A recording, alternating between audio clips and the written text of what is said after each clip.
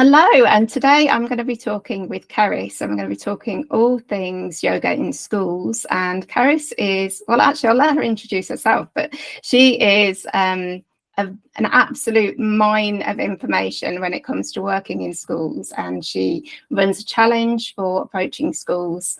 And she also has the wonderful Approaching Schools Academy, which I used to be a member of, and it helped me get into lots of schools. And so I thought I'd invite Cerys along to talk a bit about yoga in schools, her experiences of that. We're going to be chatting about my experiences of that. We're going to be talking about the challenge and also talking about Cerys's Approaching Schools Academy too. So welcome, Cerys.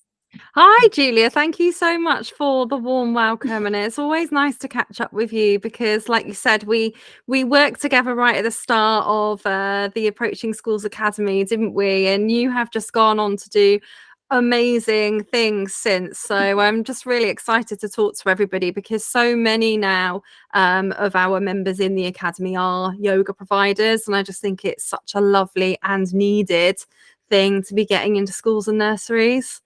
Yeah, it really is. I think many yoga teachers sometimes struggle to figure out how they could fit into the school world, and wonder, how, what can we do in schools? And I think that can be a bit of a block sometimes. And so maybe we could talk a little bit about how yoga teachers can work in schools and the kind of things they do. So obviously I can speak to things that I do in schools, but I'm sure the people in your academy do other wonderful things too. So I think let me just think, what things do I do at the moment? The vast majority of my work is within the school day. It's teaching PE basically throughout the school days. Yoga as part of the PE curriculum. That's the vast majority of work I do. But I also do wellbeing days. I used to do after school clubs, but that doesn't work for my family anymore. And the great thing about having your own business is you can make it fit around you. So I don't do after school clubs anymore.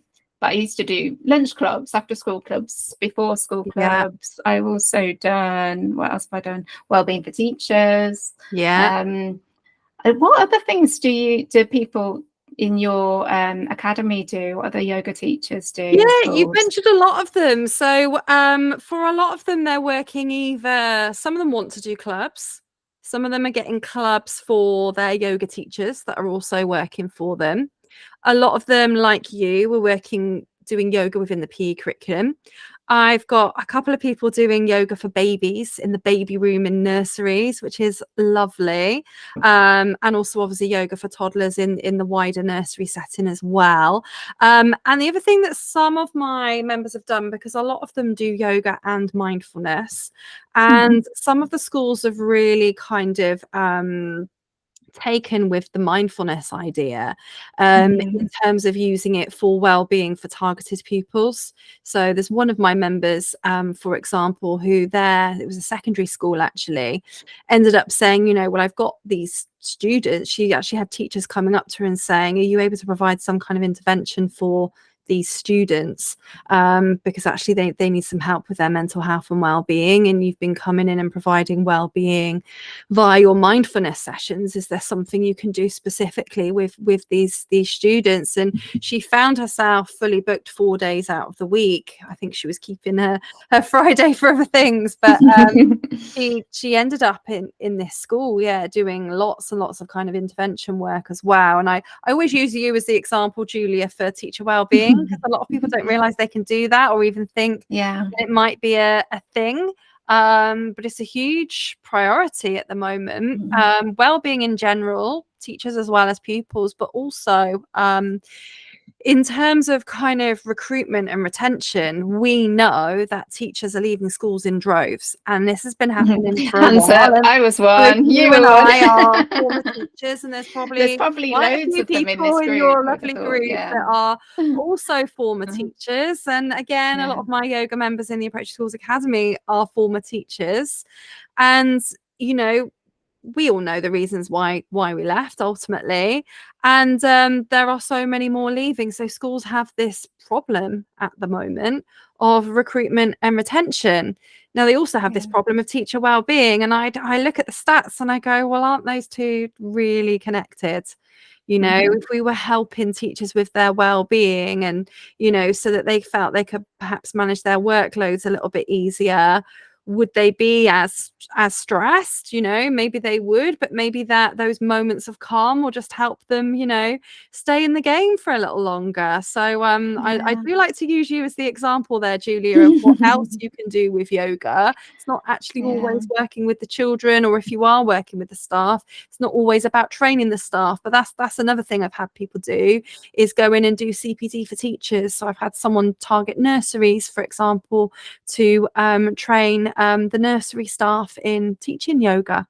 So there is so much you can do, definitely. Yeah, that's an interesting point, actually, because although I have worked in nurseries and I have worked in secondary schools, and in fact this term I'll be doing a whole series of work for Mind in secondary Oh, school. lovely. Yeah, it's a new thing. I've not worked for Mind before, so that will be an interesting one. But the majority of my work is with primary education and primary schools, and because that's my background, that's what I feel most confident talking about, and I know the curriculum so well. But yeah, are there many people in the academy who work with you who go for nurseries and secondary schools too? Is it primary and nurseries? How does it? We do tend to find that most people who do nursery, they might either only do nursery, they might do nursery and primary. I have had people want to approach across the board, all three, which you absolutely can. I mean, you want to keep your marketing campaigns very different for each type of setting. But you know, you absolutely can work across the board, and some do, but I would say a lot are at the primary and nursery end. And as I say, some have been taking mindfulness into secondary schools, which has been really, really, really useful for them. Yeah, that's really interesting. And so something that comes up a lot in my discussions with kids yoga teachers, and I think actually, if I'm honest, my first belief when I first started teaching yoga in schools was this idea of, can the schools pay? And I think because, you know, as past teachers, we've worked in schools and we have known, you know, oh my God, you've got to lock up the glue sticks, you know, you've got to really take care of all the resources. We know how, like, schools seem poor when you're working in them, don't they? They seem poor, and you know, we know lots of funding has been cut, and so a real common discussion is, can schools actually pay? And so is this something that you have discovered too with your people in your academy? Yeah, it's something we have conversations about all the time. And sometimes people are surprised when they see one of my Approaching Schools Academy members taking my kind of packaging and pricing concept on board and selling these kind of annual contracts to schools and nurseries, sometimes charging up front even for the entire year, although it's often unheard of. It actually happened yesterday. One of my clients charged the whole year up front. And so it is evident that despite what we hear people saying about schools don't have money, despite when you see you know, strikes happening on the news and things like that, there will always be things that schools want and need to pay for. So in the case of my client yesterday, it was a different subject to yoga, but they are providing PPA cover. Now, all schools have to provide their class teachers with PPA cover, with about 10% non-contact time, and they have to invest in this somehow. So, and also the teachers aren't supposed to plan for it too, which is a really important point. Well, so getting a supply teacher doesn't really help, because the supply teacher might not plan. That's it. And supply teachers are actually costing the school a lot of money to have a regular full-time additional teacher on board for PPA, but they're going to be spending that money, whether it's on higher level teaching assistants, whether it's on supply, whether it's on a full-time employed PPA person, or why not make it be on you? You know, you have a business, you're delivering a service, and you know, as I say, they have to spend it out of their core budget, but they have to get PPA covered somehow. So if you are able to provide a specialist service like yoga that has all these additional benefits, it can fit into a curriculum, because like you do, you teach it within the PE lessons, but it can also also has, fit into PSHE that's it, as that's what I was well. going to say, because of all the kind of Sorry, no, talking over you, I'm so excited. absolutely, exactly. Well, yeah. I think we're going to have a lot to chat about today, definitely. But yeah, with regards to the kind of mental health and well-being side of things, and so much more, you know, the confidence that it's going to give them, as well as the calm, and everything else. So it yoga sits within so many different areas that can help a school. So curriculum is always going to be, you know, up there on the high list of priorities. You know, is this provider able to fit in with the curriculum in some way, because we need to justify our spend, you know, and if it does, amazing. But if it's also hitting that priority of helping children with their well-being, which we know is a crisis of mental health levels in children across the UK at the moment, then it, for want of a better phrase, it ticks so many more boxes for the school in terms of justifying their spend to whoever they might want to justify it to, but also to have a lot of value in bringing you in, as opposed to anything they could do in-house, really, you know, because there's unlikely to be teachers trained in yoga in the school, or like you say, that are actually able to deliver it, because they've got to have their non-contact time for their PPA or whatever. Yeah, and I think also parents like it. Parents like to know that the school is investing in the children's well-being in this way. Although a word on that, sometimes in some schools, I don't call it yoga, and we call it well-being sessions. Oh, nice. Yeah. And we're very careful around the language around it, because in some schools there can be, that's going off onto another random tangent. But I think knowing what this is that the school need is really key to them being able to invest in you, and then being able to spend that money as meeting their needs. And, you know, coming back to this, like meeting the curriculum needs, but also meeting their cultural needs as a school as well. It's really 100%. important. And I'm sure it ties in very much with a lot of their kind of school values as well. And the other thing you mentioned, you're constantly teaching yoga as part of the PE curriculum. So I bet a lot of your schools are actually using PE premium. Rather than, I mean, PE premium lessons and PPA cover are totally different. So PE premium obviously can't be spent on PPA cover. But you know, that is another way of funding you coming in. So have you found that that's what a lot of schools are doing to fund you? I think for me, the vast majority of my work comes from the sports premium budget, because I'm meeting the PE curriculum, and that's that's because that's my communication is like this is what I'm talking about the 5 key indicators, and I'm already, you know, there's lots of things that I talk about, so that is my kind of bag, really. But you can go from, I mean, you could also be paid by the pupil premium as well, if you're working with specific children, which is, you know, I have had actually in clubs, I used to be paid pupil premium for a few of the children that came to the clubs. And so that's another thing, isn't it? So there's pupil premium, sports premium, what a lot of people don't PPA budget. What a lot of people don't realize as well with regards to pupil premium and using it for certain children to be able to attend your clubs is that so long as the children who are eligible for pupil premium are benefiting, there's no reason why other children can't also benefit from that session.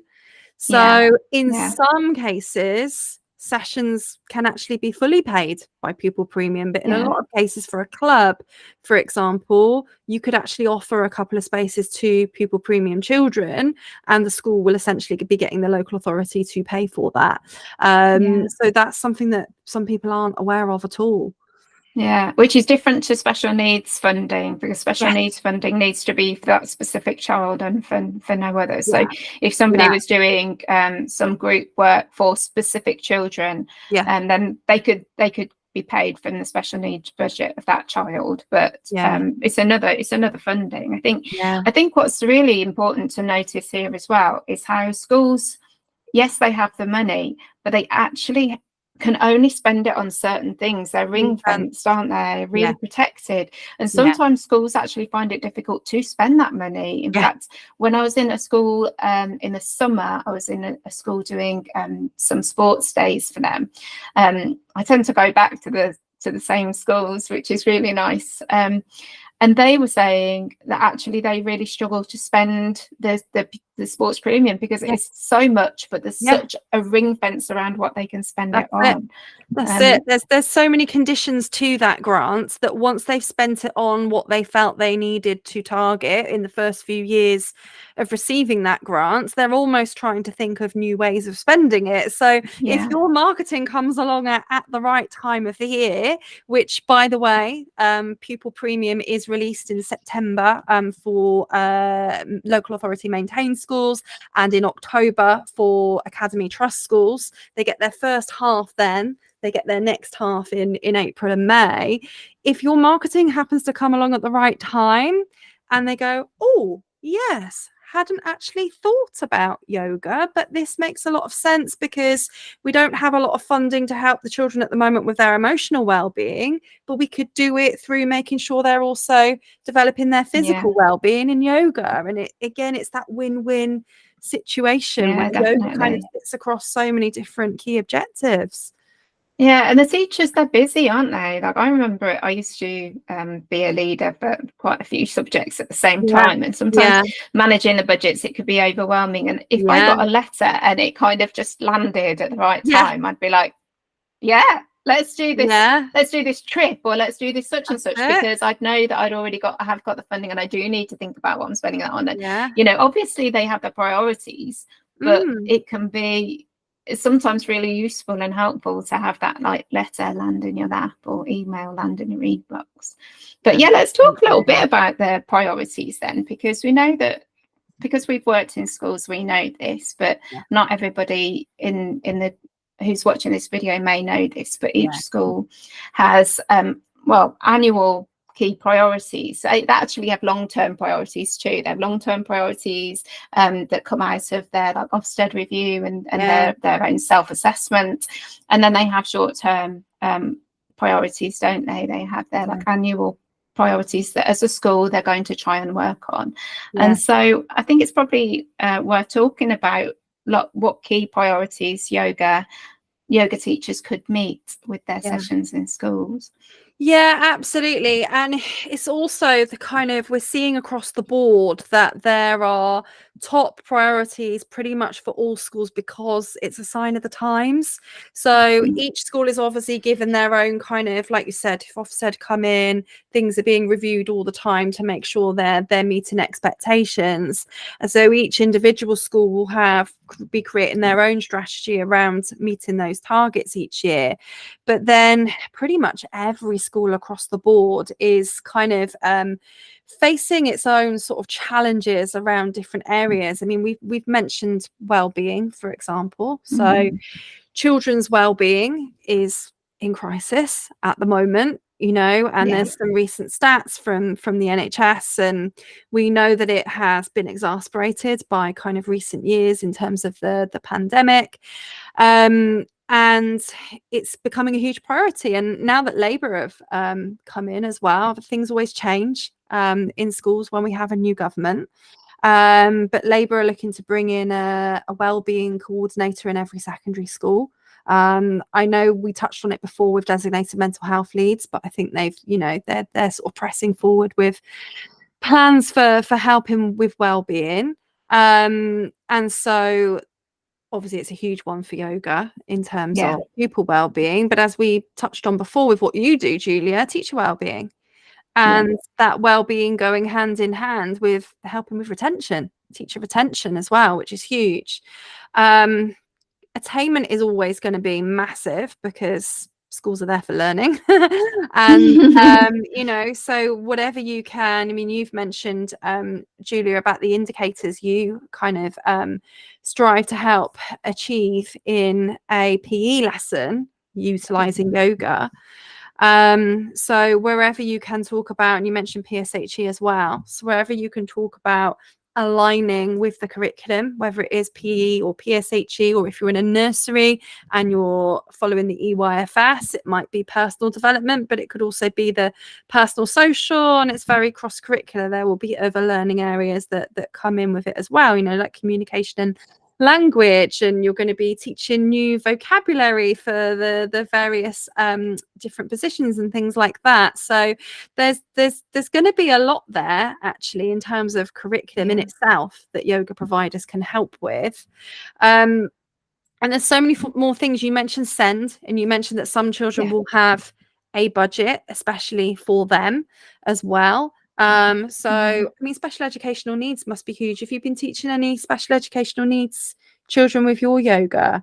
Yeah, it's interesting actually. It tends to be the special educational needs children that get the most out of the sessions that I deliver in schools. They're the ones that will come and talk to me before, come and talk to me afterwards, and they're like little magnets. I don't know if it's because I am I've recently been diagnosed with autism and ADHD, so I don't know if it's like a magnet thing, whether it's I just attract the neurodivergent people. I don't know if it's it could be. I think I do, to be fair. Yeah, it could be.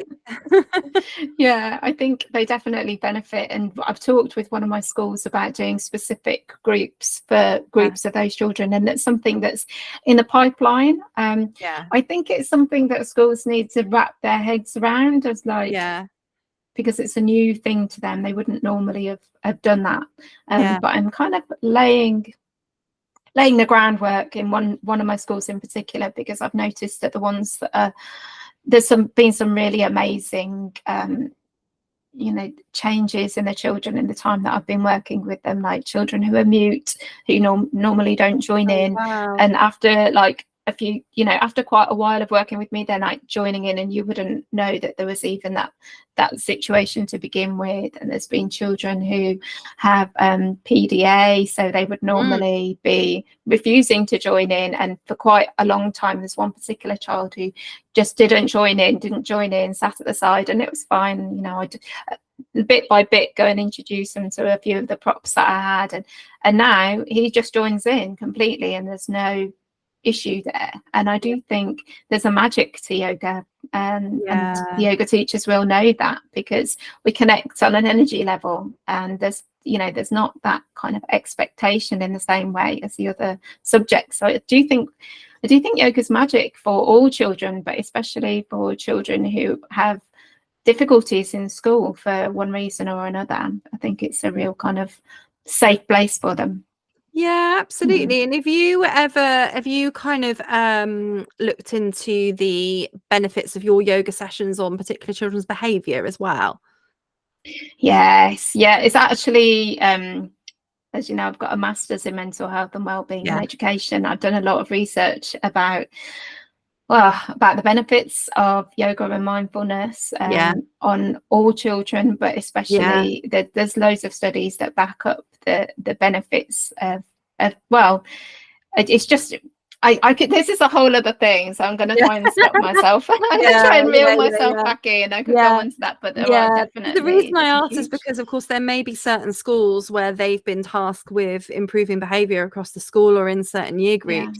And it might be that yoga can be provided as an intervention for that if it is emotional based behavior, And the other thing that emotions have a huge effect on, and again, this is another crisis of epidemic proportions at the moment across the country, sadly, is emotionally based school avoidance.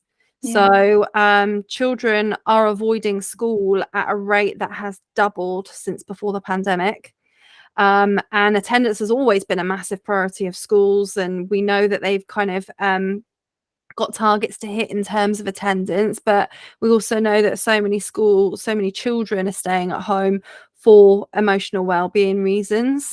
And never underestimate the power of some of your activities that you take into schools to actually help children feel excited to go to school again. But above and beyond that, anyone like a yoga provider providing some form of emotional well-being, whether it is a targeted intervention like we mentioned a few of my members do, or whether it's simply they're getting it on a regular basis because it's paid for as part of the PE curriculum or something like that.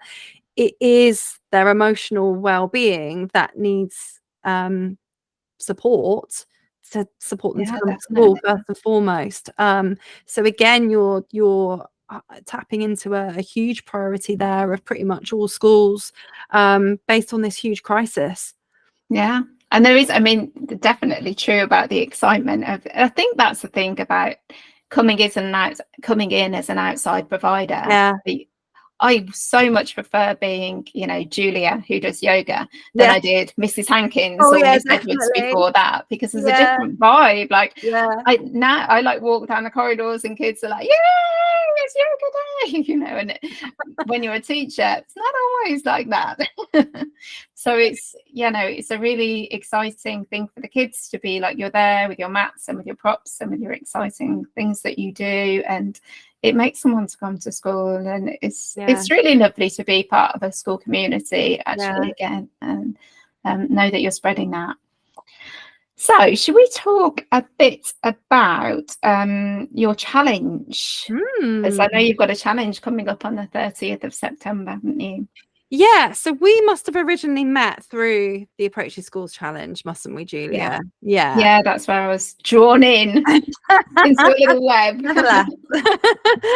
And yeah, so I'm running it again on the 30th of September. We run it at the beginning of each term because it is a optimum chance to start reaching out to your schools and nurseries, and we find that providers just need that little bit of accountability, motivation, support, and in lots of cases when they're new to approaching schools, a bit of a strategy as well, because oftentimes we don't know what to say, we don't know what schools and nurseries are looking for. When I think back to getting my dance business into schools and nurseries, I didn't have a clue. And I remember I even asked, I think the first head teacher that did get back to me said, how much are you going to charge? And I said, well, how much do you want me to charge? And ended up charging like £2 per club.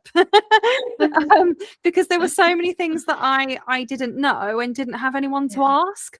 So I think the Approaching Schools Challenge has been running since 2019 now, and it's ran so many times because people are just continually getting results from it. There was a guy on the last Approaching Schools Challenge I did back in April who took action on the Thursday, like we encourage you all to do. And he ended up having a school get back to him regarding specialist PE lessons. And they said, well, can you come in tomorrow to chat to us about this? So then that was the Friday. And on the Monday, he started his paid role as a PE specialist in that primary school just from the free challenge. Just amazing, isn't it? It's just the action taking. There's so much magic that happens when you take action. And the action taking, but I think it's also the I think it's the opportunity to be open and chat about stuff. I think sometimes, especially because we're all in our like own little worlds, aren't we? And it can be really lonely actually in your own business and doing your own stuff, and you can only judge by your own experiences, but that opportunity to talk to other people and be like, well, how much to charge and what's taking too much, what's taken advantage, if people ask it, oh, I've offered a freebie but they've asked me for like 2 days, what do I do? It's being able to talk to people and have other people to talk back to. That community is really great. But I think for me as well, the challenge, a big part of it was the mindset around it, and this, like, I don't want to do any spoilers, but I am going to. But this kind of the follow-up. Yeah. I realize I have such a I actually still do have a real icky thing, and I do still, when I'm sending emails, when I'm sending my newsletters, when I'm notifying people about anything, I always think, oh, but I've already told them once. They know where they know where I am. But actually, the work in schools that I've got has been in the follow-up. It hasn't ever been from the first email. It's been like the follow-up or the follow-up, and just that kind of trust in, like, okay, Cerys has said it's going to be okay, and other people have said, follow up, and actually teachers thank you. Teachers say, oh yeah, thank you, that completely slipped off my radar. And I can see how it does, because you get busy, don't you? And I'm exactly the same. And I'm never annoyed if somebody follows up with me, unless it's one of those sleazy people who have come into my inbox without me asking, telling me about my YouTube or anything like that. But I had one of those, so creepy. But anyway, if it's somebody who would, like, it's something that I want to know, the follow-up is really useful. Right? And I think this is the thing, there are people that will repeat the challenge because they didn't do the follow-up last time. They did everything else and then forgot about the follow-up, because it happens outside the challenge, right? Who join the challenge again and go, right, this time I'm going to do the follow-up. And there's been so many times, especially when we've had people then subsequently join the Approaching Schools Academy, because they've gone, I've realized that the follow-up is so important. I know I leave it to the last minute. I know I don't do it enough.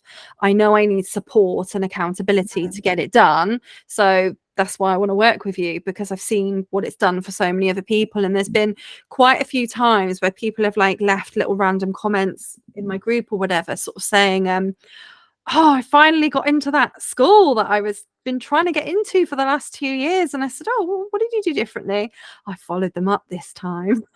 Or someone even said to me, I recognize that I don't do the follow-up, so I hired a VA and I got the VA to follow up. That's and then I got a really into the good school. idea. So there's always ways around this. Absolutely. Scheduling the emails ahead of time can be useful as well, can't it? That's true. I think so. And actually, I think about, that's probably why I joined as well, is because I think I felt like I saw some really useful things in the challenge, and I was like, oh, hang on, actually this is really good. Because at the time when I came into the Approaching Schools Academy, the majority of my work was clubs. I was run ragged with clubs, actually, and I was earning money, but I was flipping knackered. I was really tired from so many different things, and I did actually want to be in the school day.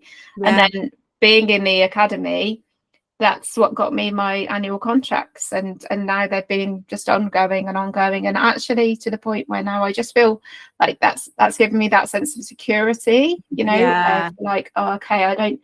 And there's things that I love to create and do, and I don't work every single day in schools, because one, I'd be really exhausted by that, and two, I think I'd be quite bored, because I like to create new stuff. So I have my work in schools, which is on my regular annual contracts. I also have extra days in other schools. I've got space in my timetable for that. And then I've got this pot of time where I'm not panicking about, oh, how many are in the club, or do I need to market that, or do I need to do that, because that's already sorted. And now I've got this lovely creation space where I can put that energy into the work with other kids yoga teachers that I do, the training and mentoring that I have for them, or the training programs that I've developed for schools, or the training programs that I developed for parents. And it's just lovely having that space, because I know that I've got that kind of annual,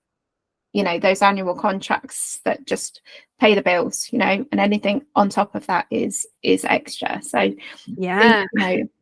as one of my new members said to me recently, I managed to get a 12-month contract in a nursery. It's the only one I've got so far. She only joined recently, and she said it's just taken the pressure off. Especially with she's coming and joined the academy, which is an investment for her, but she knows that 12-month annual contract has covered her investment. Now anything else she goes in and does with it and repeats, to have that consistent approach that we all need to have, is going to be profit on top. And like you said, some people come in, they're feeling absolutely frazzled. I remember one of my members Layla. She does yoga and dance. And she was ill all the time, and she said, I really want to work with you. I really want to get some more work for my team, but I just can't. I just don't know if I'm coming or going at the moment, you know. And she actually came into the academy and literally just focused on one thing. So she focused on getting a few more team members in to just clear the decks for her. And the next time I caught up with her on the video, she is noticeably glowing. And she said, Cerys, all I did was put some team in place like you told me to do, and went back to my schools that I'd approached in the past and said, we've got this teacher for you now. She said, I made an extra £20,000. And I was like, wow, okay. She only changed sometimes that you're so in it that you thing. just can't see, aren't you? And this is the Sometimes thing, is that sometimes you don't need more schools. She's actually in 50 schools now, not just her, but her team as well now, which is amazing. But sometimes you don't need more schools. Some people will listen to that and go, oh my goodness, 50 schools and lots of team. I don't want that. I just want to go in and teach yoga every day, you know, and I just want a few schools, you know. And the thing about it is, if you make sure that you are offering things in the right way, that you are creating packages that meet requirements and match budgets, and you are showcasing the value of what you do, you may only need a few schools. You know, you could be as profitable, if not more profitable, than another provider down the road where you're in 5 schools and they're in 10 schools, say, but you're actually taking home more money for you because you've maximized the value that you can offer each school or nursery. So rather than trying to get in lots of schools and nurseries and spreading yourself too thin and having to hire lots of staff and all the complications that come with that, you could just focus on adding maximum value possible to a few schools. Yeah. And I think that's one of the beauties of the Approaching Schools Academy as well, is seeing what's possible from other people and getting those ideas of like, oh, like, for example, adding on, this is something that I was talking to one of my mentees, somebody who I mentor. Yeah. Sounds weird saying mentees. It makes me think of like manatees. Anyway. Makes you think of Mentos. Yeah, it does. Yeah. It is the Mentee word. manatee. But I was suggesting that she added on, you know, a staff wellbeing session at the end of a wellbeing day. And it just, these little things where you like adding on, okay, I'm doing this already. What can I add on to that? How can I like make a little bit more for myself, but also give more value and serve more people? And I think this is the thing with kids yoga teachers, is sometimes I think because we're really values led people, we're not in it for the money. You don't become a yoga teacher because you want to like earn lots of money. You become a yoga teacher because you want to change lives and you want to help other people to connect with themselves and to tap into this wonderful, you know, sense of self that we are. But actually, when I was not earning the regular money, I don't feel like I was as good a yoga teacher because I was kind of burnt out. My nervous system was shot. I was just rushing from here, there, and everywhere. I couldn't hold the space, you know. And so I think, you know, money's not a dirty word. It brings you safety and security and helps you change other people's lives. So I think, you know, absolutely. I mean, the money's going to be spent anyway. So, you know, why not in your business if you're providing an incredible service? Exactly. Yeah, exactly that. I'm just wondering if there's anything that we haven't touched on that you wanted to talk about. Is there anything that you... I guess really just I mean, to be honest with you, I would say that when you talk about the change in your business and going from, you know, wanting to work in school, you know, leaving teaching first of all, wanting to work in schools, but thinking it's all got to be clubs because maybe schools don't understand yoga or whatever, and we know that's changing, which is really, really good news. And then you found this way of, okay, I could actually, Cerys is saying I could create a package and I could go in during the school day instead. Then realizing that some schools are spending some ring-fenced funding on you, and you then having the confidence to approach other schools, then finding this amazing like add-on, like you said, with the teacher well-being as well. It just goes to show how kind of, I guess, the value for you as a yoga teacher to add this string to your business, because it just sounds like from talking to you, it's brought you so much more. Because if you're able to work in the day, well, now you have a nice balanced life around your family, because you're not going out delivering the clubs if that's not what you want to do. And it, you know, I guess I was just going to ask you what you feel as a yoga teacher specifically working in schools has done for you, really, you know, you as a person and your life as much as your business. Yeah. Oh, well, for me, it's always going to be about my personal life and about my about how things work as a family. I have 2 children, and they're neurodivergent too. They sometimes struggle with going to school. We as a family we have quite special needs. We like to live by the woods. We have like quite a quiet life, and I think, you know, creating this like quiet, calm life is really, it's the reason why I set up my business in the first place, because I didn't want that stress. Like I remember the moment where I knew I needed to leave teaching. It was when Jay, my eldest, was about 2 or 3, and I was thinking about work. I wasn't even doing any work. I was just sitting next to them thinking about work, and they said, "Mummy, weren't you sad?" And I was just like, oh God, I wasn't even doing anything. I was just thinking about work. And I knew, okay, my child here knows that I'm feeling sad, and that's from work. And I knew I had to make a change. And so really all of like me creating my business in the first place, that comes from that place of wanting my home life to be comfortable, wanting my family to be happy. And so, you know, that's why I set it up in the first place. But working in schools has kind of added another layer onto that, because before I was working on schools, the kids were needing to go to after school clubs on 3 days a week when I was doing my after schools classes. That did not go well. That did not go well. We were really tired. And because I was doing before school clubs as well, I was leaving the house. It was crazy. I was leaving the house before, and I was getting home really late, and the kids were going to before school club and after school club.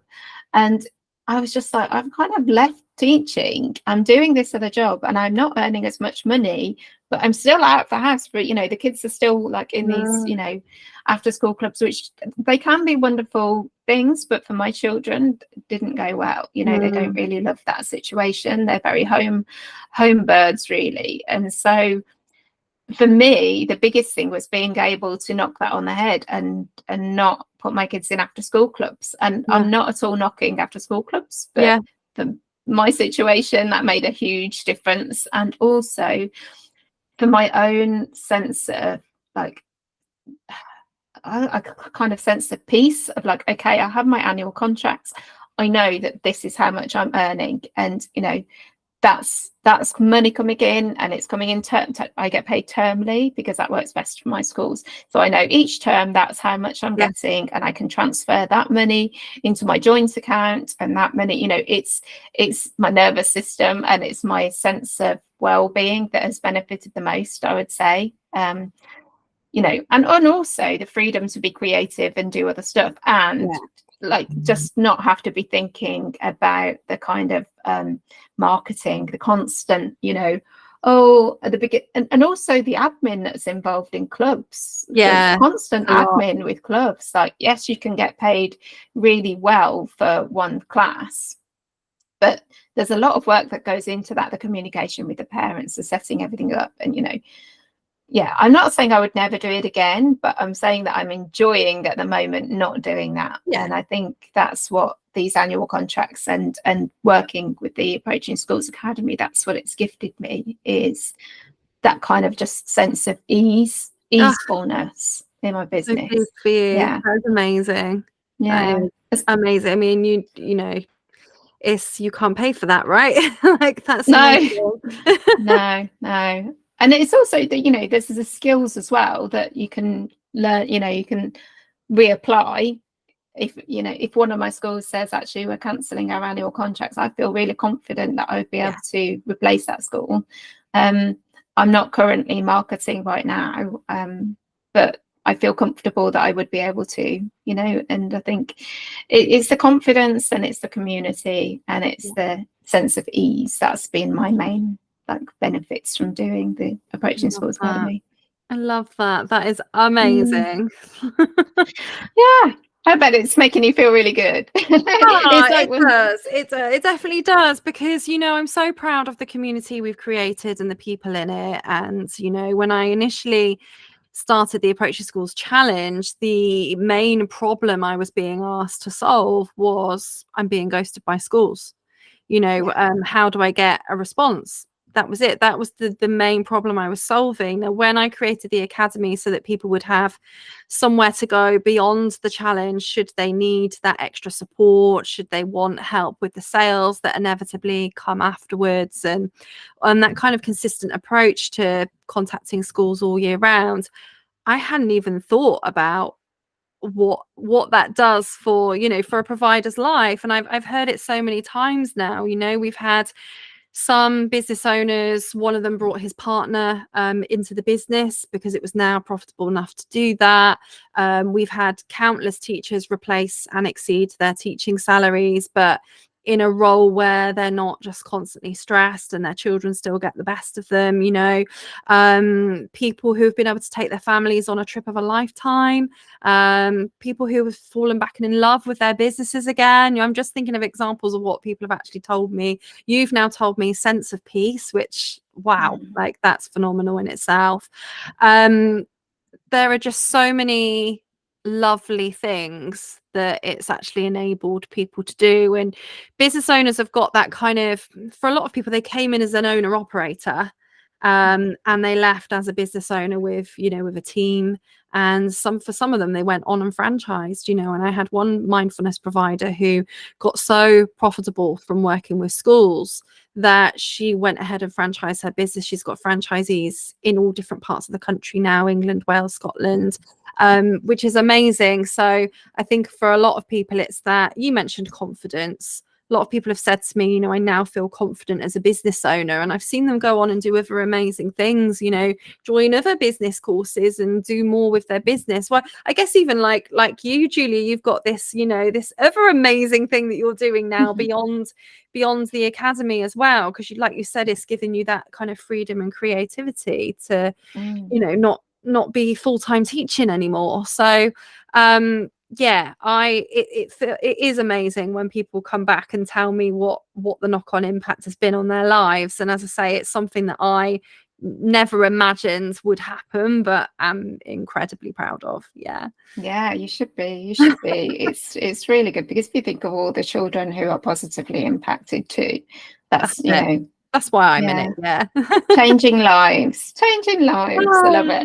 They're giving me all the feels, Julia. So we're going to do, you're very welcome. So we're going to do a live in the schools yoga teachers group on the 17th of September at midday.